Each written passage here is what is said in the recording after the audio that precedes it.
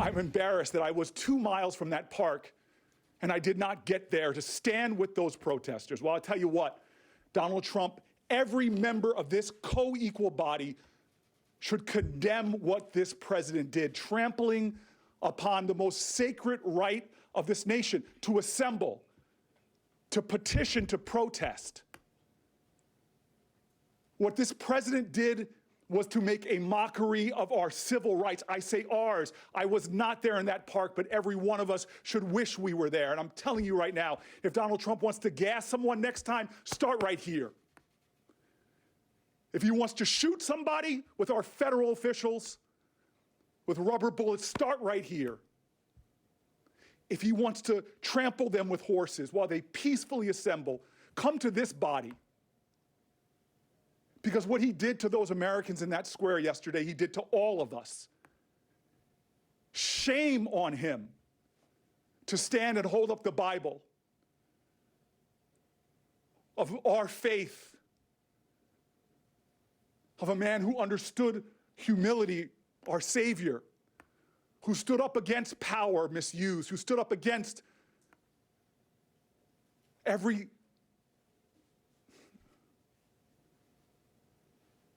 instinct that he showed yesterday. And so today, the least we can do as a body is not to remain silent. That is shame, but to speak out against it. Senator Cory Booker from the great state of New Jersey speaking today in Washington. Joining us now is Senator Booker. Senator, I really appreciate you making the time to be here tonight with everything that's going on. Thanks for making time to be here. Thank you, Rachel, always. Let me ask you your perception of how things are in your home state of New Jersey. We've seen some really interesting dynamics at work in your home city of Newark, where you were mayor and where you grew up. And I feel like New Jersey has been hurting, particularly because of coronavirus, but with also these protests. It's been an interesting dynamic at work in your state. Yeah, it's we're seeing the 1918 pandemic happened at the same time of the Great Depression, which are unemployment in urban areas just like that, combined with the unrest of the 1960s. And I think that what I've seen in Newark and Camden and cities that have gotten a lot of attention because of the way that the folks have pulled together.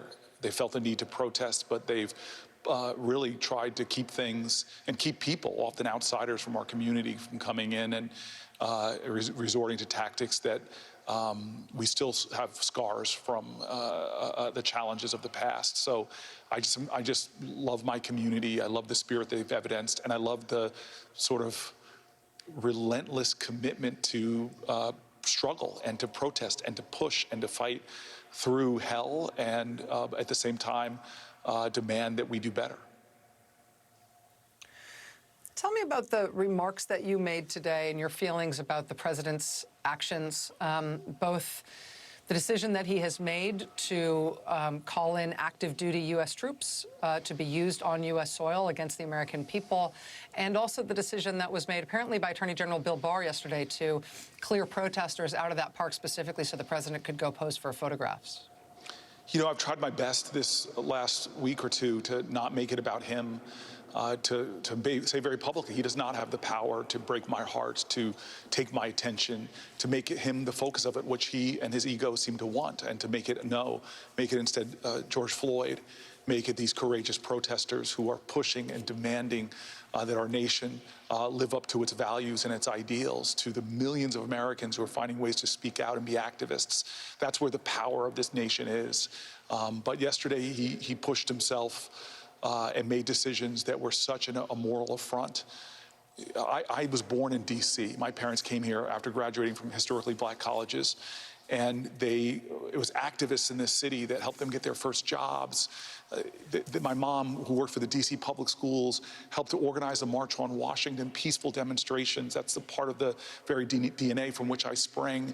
And to see what he did to people who have come to the city to protest for their religious freedom, their Second Amendment rights, to LGBTQ rights, this is those forums where we come together and peacefully protest. And he has trampled upon those traditions. He has offended our ancestors. He has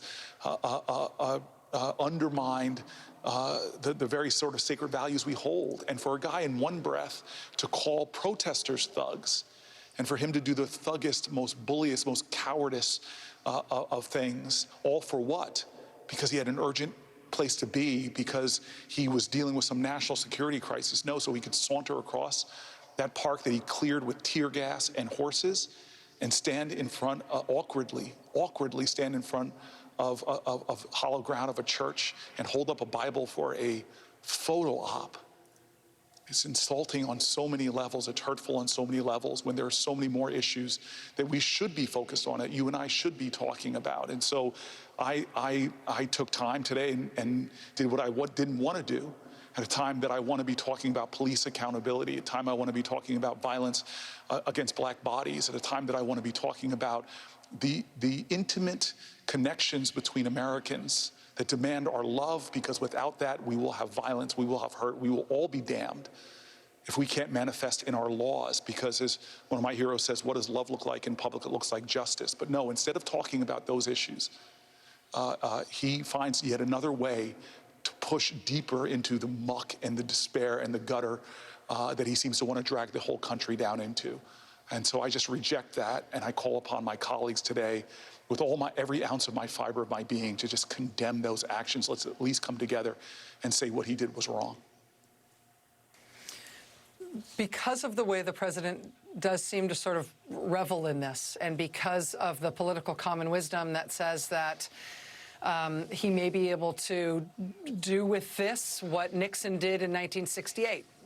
When he got elected, in terms of turning scenes of despair and violence in the country to his political advantage, trying to make the country turn hardline and regressive, specifically because of fear and because of concerns about the kind of scenes that we've seen over these past 8 days. I have to ask, because you are such a sharp political mind above all the, amid all the other things you are, Senator, how you think this ends, and whether or not your party, the Democratic Party, the presidential campaign of Joe Biden, can turn this around so that this is an engine for progressive political change rather than the kind of regressiveness that I think the president is hoping for here. Well, look, I want to say, first of all, I love Joe, and I'm going to do everything I can. But this is so much bigger than Joe Biden, and it's so much bigger than Donald Trump. And I don't think this is a referendum on him, on Donald Trump. I think this election is a referendum on us, on who we are as a society. This is a moral moment. And there have been ones that have been, and I get schooled by my elders all the time, there have been moral moments like this before, where we faced down people that wanted to do things so despicable. Bull Connor, George Wallace. I could go through people that used eerily similar tactics that he used in a park yesterday to dispel protesters. So we answered those moral moments. We rose to those moments of challenge in our country. We haven't finished yet. The arc has not fully been completed, but we spring from, my very existence in this body springs from our ancestors who met the darkness with their light, who met the most seemingly impossible odds with a moral imagination that was extraordinary and ignited the engagement of others. And so that's where we are. This is a referendum on us. Will we surrender to him and his tactics? And will we throw up our hands? Or will we buckle down and double down and bring the best of who we are? That powerful alchemy that somehow turns concrete and stubborn, sclerotic, unmovable challenges into progress for our nation. That's what we need, that kind of spiritual alchemy, that kind of creative love, that kind of unrelenting action. And I put my bet on the people of this country, the good people of this country, over this president any day of the week. And what the people in the streets right now, peacefully protesting, are trying to show yet again in American history and in global history is that always, I don't care if they're dictators, I don't care if they're illegitimately elected individuals, I don't care if they're people that were elected by a minority like he was. They always show time and time again when activists ignite other people to be activists, that get people off the sidelines. They will always show that the power of the people is greater than the people, or in this case, the person in power. Senator Cory Booker of New Jersey. Senator, it is always good to talk with you, but especially tonight. Thank you for being here, sir. It's an honor. Thank you, Rachel. Thank you.